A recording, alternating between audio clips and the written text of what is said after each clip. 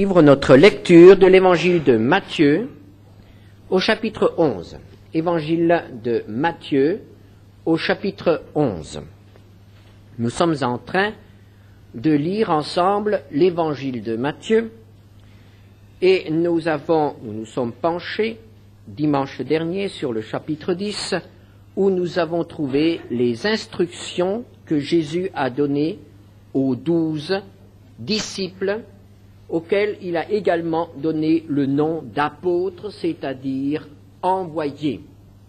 Ces 12 hommes ont été ses envoyés. Et Jésus leur a donné des instructions qui nous montrent que le Seigneur attend des siens un engagement total. Il attend des siens que l'amour pour lui occupe la première place dans leur cœur et qu'ils soient constamment préoccupés des intérêts de son œuvre. Jésus a été un éducateur, un formateur d'hommes, et nous pensons qu'après leur avoir donné ces instructions, les 12 partirent et firent une première expérience. Ils partirent 2 par 2 et allèrent dans les villages, dans les villes, pour annoncer la bonne nouvelle du royaume.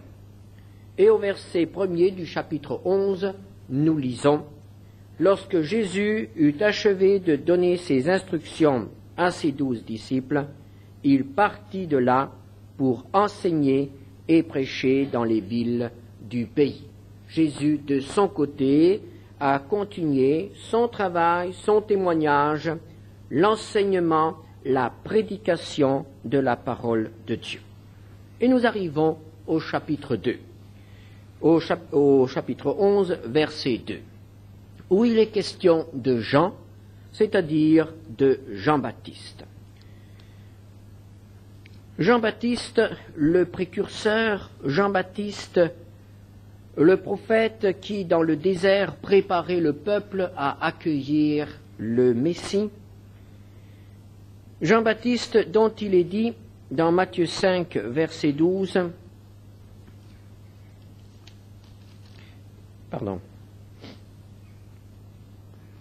ce n'est pas Matthieu, c'est Matthieu 4, verset 12, Jésus ayant appris que Jean avait été livré, se retira dans la Galilée. Jean-Baptiste a donc été fait prisonnier. Pourquoi cela?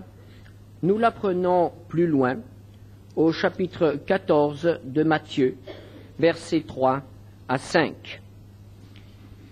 Hérode avait fait arrêter Jean, l'avait lié et mis en prison à cause d'Hérodias, femme de Philippe son frère. Parce que Jean lui disait, il ne t'est pas permis de l'avoir pour femme. Il voulait le faire mourir, mais il craignait la foule, parce qu'elle regardait Jean comme un prophète. Jean a donc été arrêté. Pourquoi? Parce qu'il a été fidèle à l'appel de son Seigneur. Il a dévoilé le péché. Il n'a pas reculé devant la menace qui faisait peser sur lui le fait qu'il intervenait aussi dans le péché des grands. Celui qui était en autorité à cette époque-là, le roi Hérode, avait tout simplement pris la femme de son frère. Il vivait en adultère. Et Jean-Baptiste s'est adressé à lui de la part de Dieu et lui a dit, « Il ne t'est pas permis de faire cela. » Le meilleur moyen pour Hérode d'éliminer ce témoin gênant, ce témoin qui dévoilait ainsi son péché au peuple, était de le jeter en prison. Et voici donc Jean-Baptiste en prison. Et son emprisonnement a certainement duré assez longtemps, plusieurs semaines, peut-être plusieurs mois. Nous ne savons pas exactement. Et les prisons à cette époque n'étaient certainement pas très confortables. Et ils n'avaient pas beaucoup de relations avec l'extérieur, mais il semble quand même que parfois certaines nouvelles lui parvenaient. Et qu'apprenait-il au fond de son cachot? Eh bien, il apprenait que Hérode continuait à vivre dans l'adultère, qu'Hérode continuait à festoyer dans le palais qui était au-dessus de sa prison. Il apprenait aussi que Jésus parcourait les villes et les villages de Galilée et qu'il annonçait la parole de Dieu. Et alors, Jean-Baptiste se posait bien des questions. Jean-Baptiste se demandait, mais pourquoi? Que se passe-t-il? Pourquoi Jésus n'intervient-il pas? Pourquoi est-ce que tout continue à aller comme avant sa venue? S'il est le Messie, s'il est celui qui devait venir, s'il est celui qui devait chasser l'usurpateur et établir dans le pays un règne de paix et de justice, pourquoi attend-il si longtemps? Pourquoi ne se passe-t-il rien? Pourquoi suis-je là, au fond de mon cachot? Que fait donc Jésus? Pourquoi ne se passe-t-il rien? Et alors, il est clair que pour Jean-Baptiste, qui avait été choisi par Dieu pour être celui qui allait montrer au peuple qui était le Messie, pour Jean-Baptiste, une question très importante s'est posée. Non seulement pour lui-même, mais aussi par rapport à son ministère. Jean-Baptiste avait la responsabilité de faire connaître le Messie au peuple juif. Et il y avait un signe qui lui avait été donné. Il devait voir descendre l'Esprit de Dieu sur un homme qu'il allait baptiser. Et cela s'est passé pour Jésus de Nazareth, et il avait aussitôt proclamé que Jésus de Nazareth était le Messie. Et il avait aussitôt déclaré que son ministère était achevé et que maintenant il laissait la place à Jésus. Mais Jean-Baptiste était un homme. Jean-Baptiste pouvait se poser des questions. Et au fond de son cachot, ne voyant pas Jésus, il s'est demandé, mais est-ce que Jésus est vraiment le Messie ou est-ce qu'il est un précurseur? Est-ce qu'il est quelqu'un qui, comme moi, doit préparer la venue du Seigneur?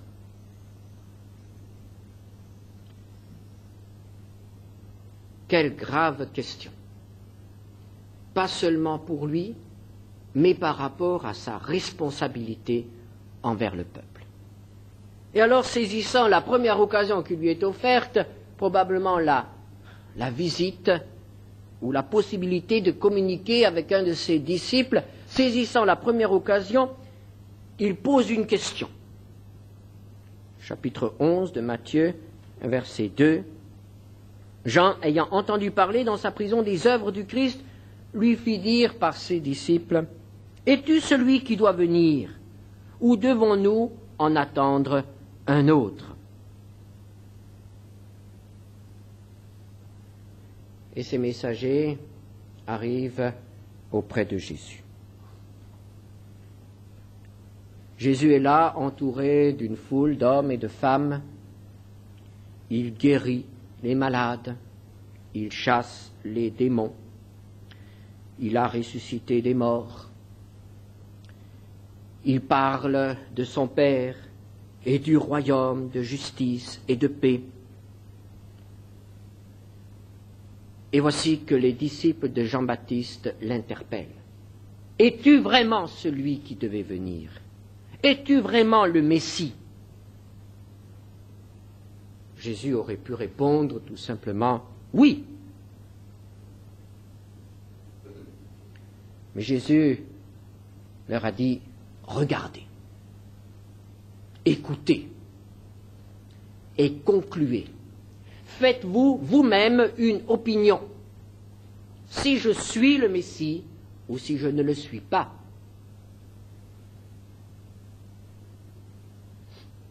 Jésus leur répondit, allez rapporter à Jean ce que vous voyez et ce que vous entendez.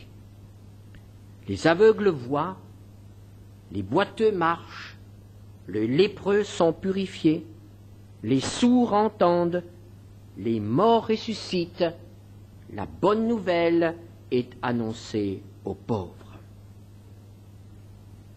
Et c'est ainsi que s'accomplit ce qui avait été annoncé par le prophète, ce qui devait être le ministère, le service du Messie.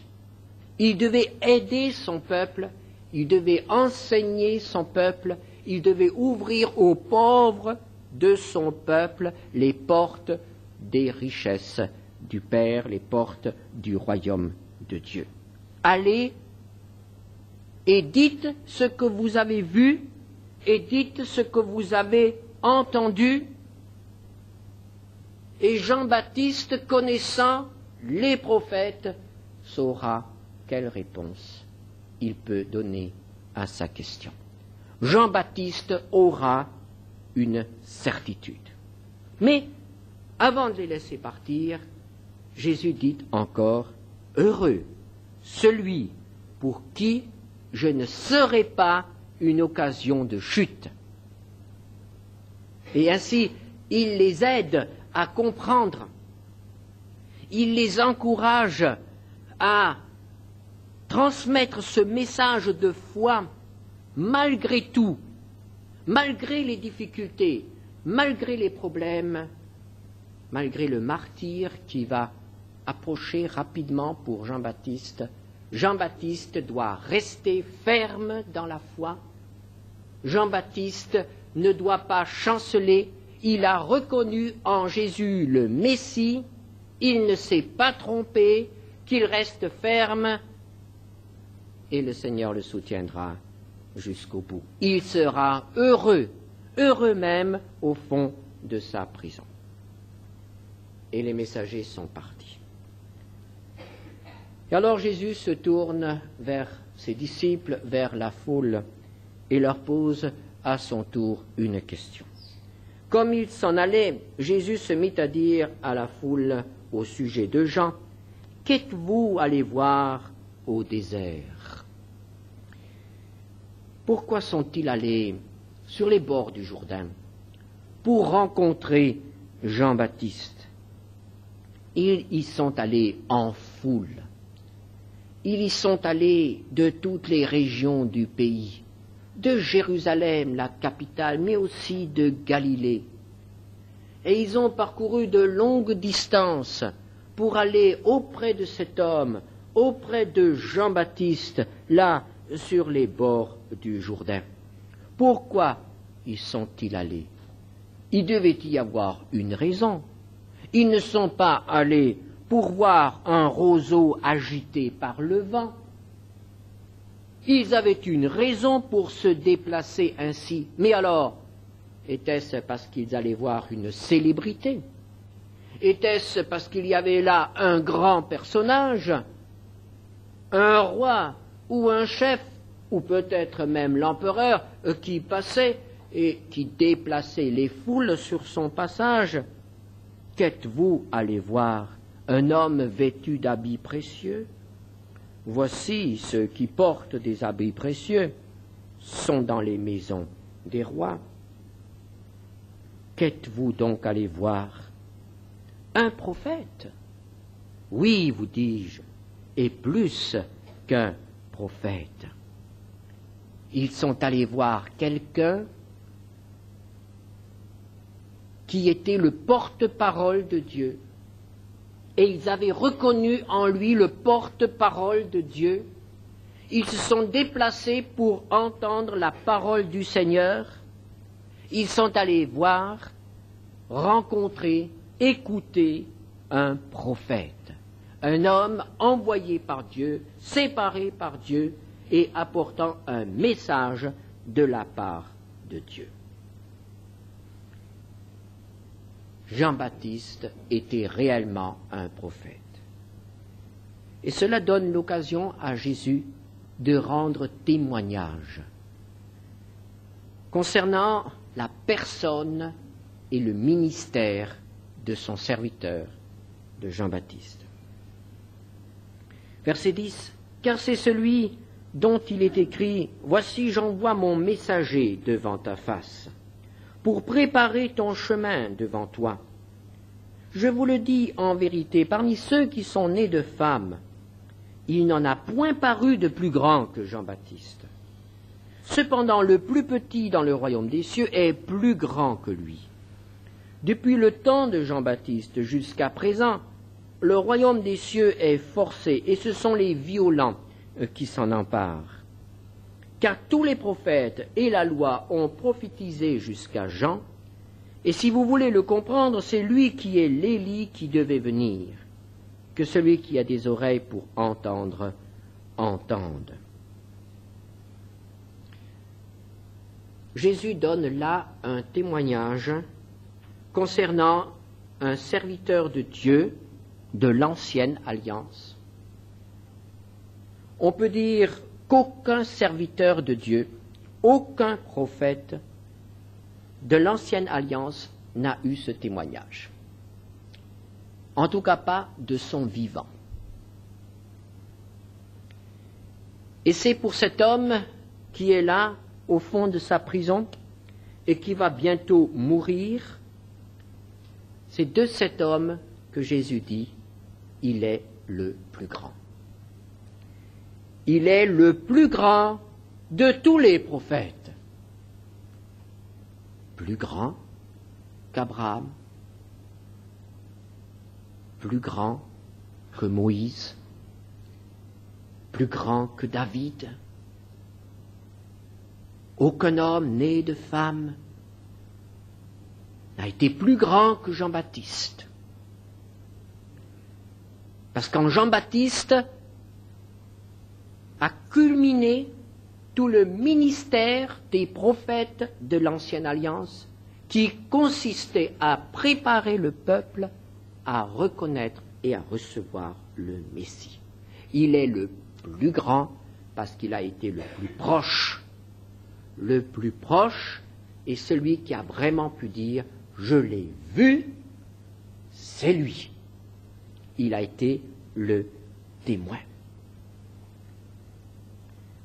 Mais Jésus a encore ajouté autre chose. Il a dit que le temps viendra, c'est-à-dire dans le royaume, où les privilèges de Jean-Baptiste, qui consistaient d'avoir reconnu et d'avoir vu Jésus, le Messie, ces privilèges seront considérés comme les plus petits par rapport à tout ce qui sera donné aux membres de la nouvelle alliance, aux membres, à ceux qui pourront entrer dans le royaume de Dieu.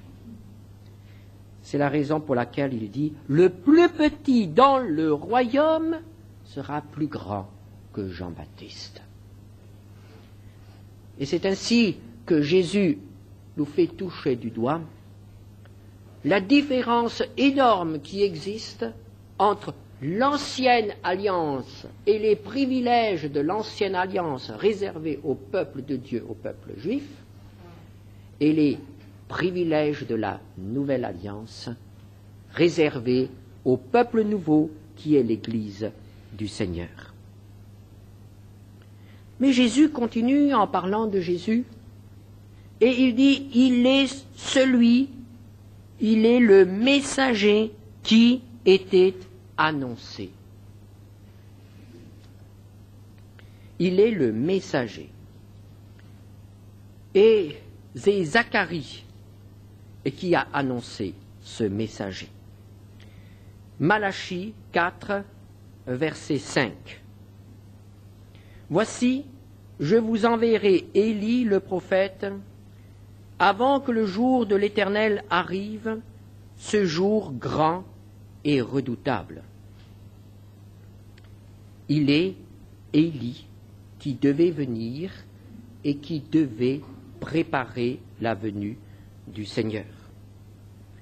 Alors, si Jean-Baptiste est le précurseur, Jésus est donc le Messie.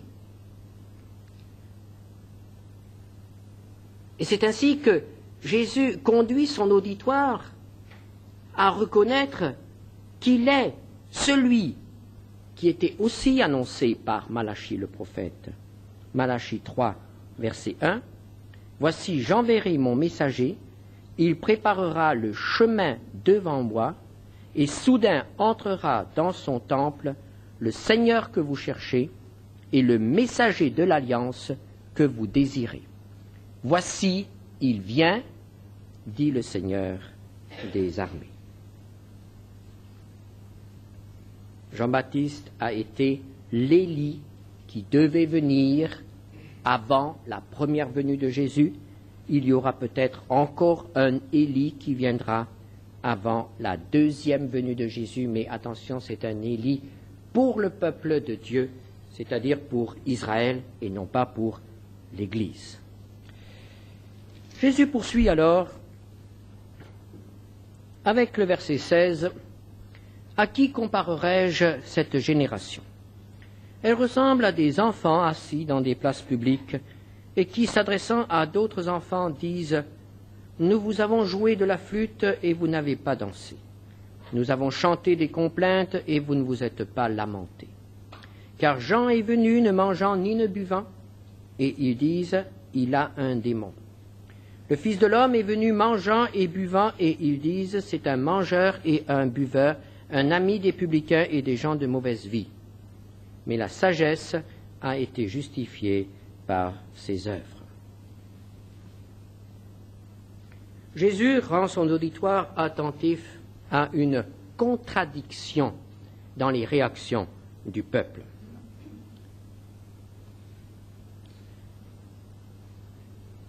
Le peuple d'Israël a trouvé le ministère de Jean-Baptiste trop sévère.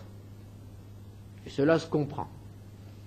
Jean-Baptiste vivait vraiment une vie d'ascète, une vie de renoncement. Il était dans le désert. On nous dit qu'il mangeait des sauterelles. Il ne mangeait pas grand-chose, certainement. Il vivait une vie extrêmement sévère. Et alors le peuple lui a dit « Oh, toi, tu es trop sévère. Tu es trop sévère. Si on t'imitait, il ne vaudrait plus la peine de vivre. » Trop sévère, Jean-Baptiste. Et Jésus. Jésus, au contraire, a vécu une vie qui ne le distinguait en rien des autres habitants, à part le péché, évidemment. Jésus avait une vie tout à fait normale. Il était habillé normalement. Il mangeait normalement. Et quand on lui offrait même à boire du vin, il en buvait. Jésus a vécu comme son peuple, en toutes choses semblables, sauf le péché, évidemment. Et alors les reproches viennent de l'autre direction. Oh, mais celui-là, c'est un mangeur et un buveur. Et on pourrait même dire c'est un goinfre et un ivrogne. C'est ce qu'on disait de Jésus. Alors Jésus, s'adressant à eux, leur demande, mais qu'est-ce que vous voulez finalement? Qu'est-ce que vous attendez? Vous êtes comme des enfants. Quand on joue de la flûte, un air joyeux, vous ne dansez pas. Et quand dans le jeu, on chante des complaintes pour jouer, vous ne vous lamentez pas. Vous ne suivez pas, vous n'acceptez pas ce qui vous est apporté. Vous jugez selon les apparences.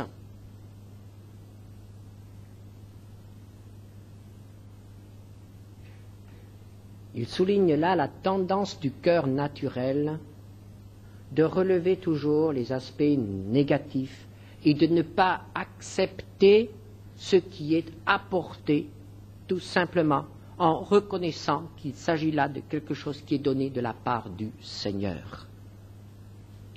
Et finalement, Jésus met le doigt sur la mauvaise foi du peuple, qui cherche toujours des excuses pour ne pas croire et ne pas obéir. Et cela amène le Seigneur à aller plus loin et à parler de ces villes qui ont été les témoins privilégiés de son ministère. Car pendant toute une partie de son ministère, et je dirais la partie la plus riche en miracles, la partie la plus belle, la première partie de son ministère, Jésus l'a presque entièrement vécu dans ces quelques villes sur les bords du lac de Galilée. Alors il se mit à faire des reproches aux villes dans lesquelles avaient eu lieu la plupart de ces miracles, parce qu'elles ne s'étaient pas repenties. Malheur à toi, Chorazine, malheur à toi, Bethsaïda, car si les miracles qui ont été faits au milieu de vous avaient été faits dans Tyr et dans Sidon, il y a longtemps qu'elles se seraient repenties en prenant le sac et la cendre. C'est pourquoi je vous le dis, au jour du jugement, Tyr et Sidon seront traités moins rigoureusement que vous. Et toi, Capernaum, seras-tu élevé jusqu'au ciel? Non, tu seras abaissé jusqu'au séjour des morts. Car si les miracles qui ont été faits au milieu de toi avaient été faits dans Sodome, elles subsisteraient encore aujourd'hui. C'est pourquoi je vous le dis, au jour du jugement, le pays de Sodome sera traité moins rigoureusement que toi. Elles ont vu des choses extraordinaires. Ont-elles cru? Non. Bien au contraire, elles se sont endurcies. Aujourd'hui, vous rencontrez peut-être des personnes qui vous disent « Moi, je croirai quand je verrai. Que Dieu fasse un miracle dont je serai le témoin. Et je croirai. » Ce sont des excuses. Ici, il y a eu beaucoup de miracles. Il y a eu ici plus de miracles qu'ailleurs. Et c'est dans ces villes-là qu'il y a eu le plus d'incrédulité. Quel est le but du miracle? Le but du miracle n'est pas d'attirer la foule. Le but du miracle n'est pas la glorification personnelle de celui qui a été miraculé. Le but du miracle, c'est toujours la repentance. Verset 20. Elle ne s'était pas repentie. Si ces miracles avaient été faits à Tyr et à Sidon, elle se serait repentie. Pourquoi Jésus a-t-il manifesté sa puissance? D'abord pour aider les affligés, c'est certain. Ensuite pour souligner devant ses disciples qu'il portait vraiment les signes du royaume. Mais la troisième raison, par rapport au peuple, c'était la repentance. Pour l'incrédule, le miracle doit toujours conduire à la repentance. Et s'il n'y a pas de repentance, cela se transforme en jugement. Et ces villes qui ont été témoins de tant de miracles, au lieu de s'en glorifier, auraient dû s'humilier, prendre le sac et la cendre et s'humilier devant Dieu à cause des péchés. Et Jésus a dit, au jour du jugement, elles seront traitées plus sévèrement, même que, vous l'avez remarqué, plus sévèrement que Sodome qui a été détruite par le feu à cause de son péché. Au jour du jugement, les habitants de Capernaum, la génération de Jésus, seront traités plus sévèrement que les habitants de Sodome le jour de leur destruction. La génération de leur destruction, la destruction. Il y a une graduation dans le châtiment et dans le jugement. Il y a une différence dans le châtiment. Et le châtiment le plus sévère va être réservé à ces gens-là qui ont été les témoins des miracles, qui ont compris et qui ne se sont pas repentis. Et on pourrait dire que plus la connaissance augmente, plus la responsabilité augmente. Et il est tout à fait certain que dans un pays comme le nôtre, où la connaissance est grande et la possibilité de connaître est vraiment très importante, le jugement frappera aussi plus sévèrement que dans les pays où la connaissance est d'un accès difficile, en ce qui concerne la parole de Dieu, évidemment. Il est aussi évident que des gens qui écoutent la parole du Seigneur depuis de longues années et qui ne se repentent pas, qu'ils seront jugés plus sévèrement que ceux qui n'ont eu que peu d'occasion d'écouter et de se repentir. Quelle lourde responsabilité d'entendre et de comprendre sans accepter.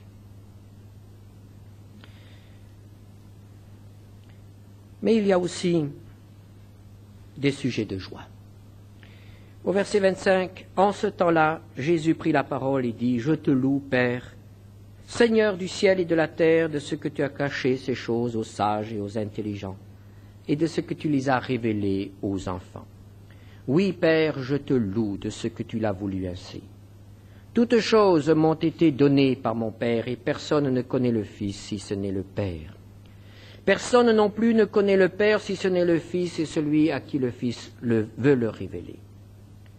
Venez à moi, vous tous qui êtes fatigués et chargés, et je vous donnerai du repos. Prenez mon joug sur vous et recevez mes instructions, car je suis doux et humble de cœur, et vous trouverez du repos pour vos âmes, car mon joug est doux et mon fardeau léger. » Ces villes ne se sont pas repenties. Les grands, les sages de Jérusalem ne se sont pas humiliés. Mais il y avait là, autour de Jésus, une foule de petits. Le peuple. Ceux qui sont méprisés par les grands, ceux qui sont écartés des grandes décisions, ceux dont on ne tient pas compte, ils étaient là. Ils étaient là et ils avaient accepté, ils avaient reconnu Jésus. C'étaient les petits. L'Église a toujours été une Église de petits. Ou tout au moins de gens qui se considèrent petits. De gens qui ne pensent pas qu'ils sont parmi les grands de ce monde. Et quand l'évangélisation d'un pays commence, il est extrêmement rare que les premiers croyants soient les chefs du peuple. Ça commence par les petits, par les pauvres, par les ignorants même. Toute cette foule de petits. C'était à l'époque de Jésus les esclaves dans l'Empire romain, plus tard avec Paul. C'était les petits aussi à l'église de Corinthe. Il n'y a pas parmi vous des grands, des sages et des intelligents. Et Jésus a même dit que cette humilité était une condition pour entrer dans le royaume de Dieu. Matthieu 18, versets 2 et 3. Jésus ayant appelé un petit enfant, le plaça au milieu d'eux et dit, « Je vous le dis en vérité, si vous ne vous convertissez et si vous ne devenez comme les petits enfants, vous n'entrerez pas dans le royaume des cieux. » Ce qu'il faut pour entrer dans l'Église, c'est l'humilité. C'est être prêt à être enseigné par le Père. c'est être prêt à faire table rase de tout ce que nous avons acquis, de tout ce que nous avons compris, de tout ce que nous avons pensé, et d'accepter la révélation. Le Seigneur se révèle à ceux qui s'ouvrent à lui, qui se confient à lui. Cela n'exclut pas l'intelligence, mais je dirais que pour connaître Dieu, le moyen, ce n'est pas l'intelligence, la connaissance, mais c'est la révélation. Et pour avoir la révélation, il faut une attitude du cœur. Et ce n'est pas une question de connaissance ou d'intelligence. Les petits. Et les petits faisaient la joie de Jésus.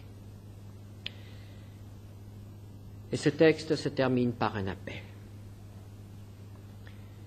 Ne pensons surtout pas que, en parlant des petits, il repousse les grands. Non, il ne les repousse pas. Mais il constate tout simplement qu'il est difficile pour eux de venir. Ce verset 28 est une invitation qui est adressée à tous. Venez.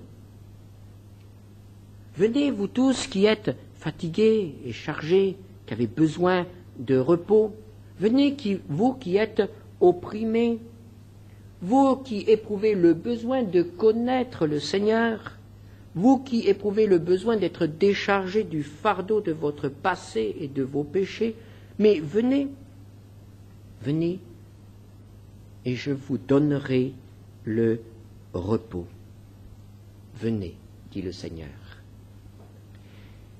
Et c'est un appel à la volonté.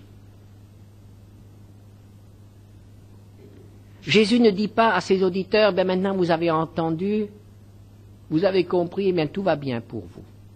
Non. Il les appelle à prendre une décision. C'est-à-dire à faire ce pas qui consiste à aller au Seigneur, ou bien, comme si nous prenons sa formule ici, à venir à moi, dit Jésus. À venir au Seigneur. Il s'agit de se dégager de cette masse, de la masse du peuple incrédule, de la masse du peuple orgueilleux qui ne veut pas s'humilier. Il s'agit de se dégager de cette masse et de s'avancer et d'aller au Sauveur, de reconnaître qu'il est celui qui donne le pardon du péché et la vie éternelle. Vous remarquerez aussi qu'il y a là un appel individuel, personnel. Il ne dit pas à la masse de s'avancer. C'est un appel qui s'adresse à chaque auditeur, à chacun personnellement, individuellement. C'est une décision personnelle. Et le salut est donné à celui qui s'engage personnellement. Jésus ne veut pas des suiveurs. Jésus ne veut pas des adeptes. Jésus veut des hommes et des femmes qui sont engagés et qui ont pris une décision absolument consciente de suivre et de servir le Seigneur. Venez, dit le Seigneur, venez, et je vous donnerai le repos. Et cela s'adresse encore à l'homme d'aujourd'hui. Peut-être qu'à aucune époque, et bien que le travail, les heures de travail diminuent de plus en plus, il n'y a jamais eu autant de fatigués. Il n'y a jamais eu autant d'opprimés, d'écrasés,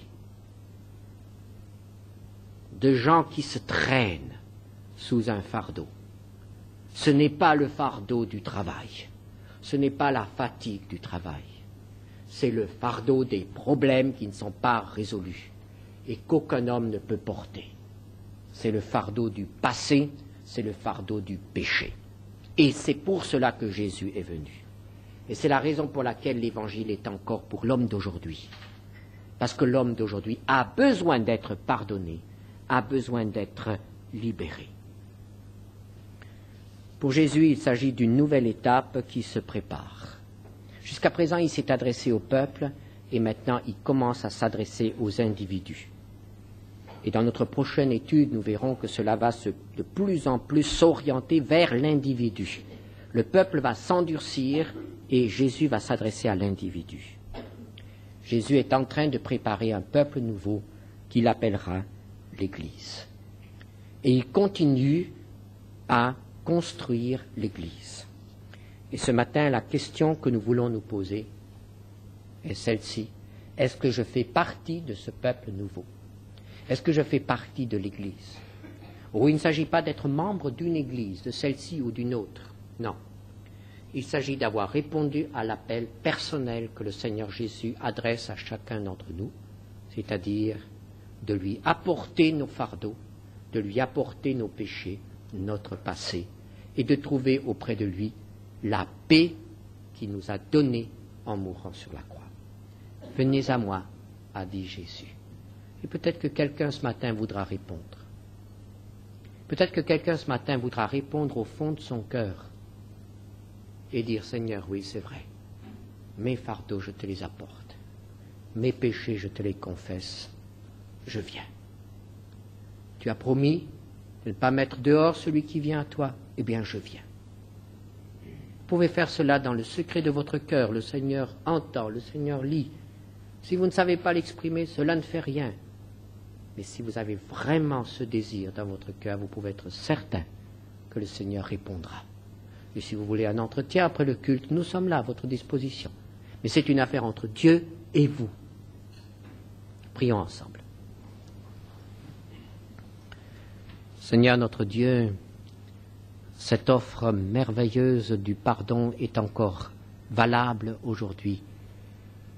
Pour chacun d'entre nous, qui que nous soyons, quel que soit notre âge, quel que soit notre passé, quelle que soit la grandeur de notre péché, le pardon est pour tous.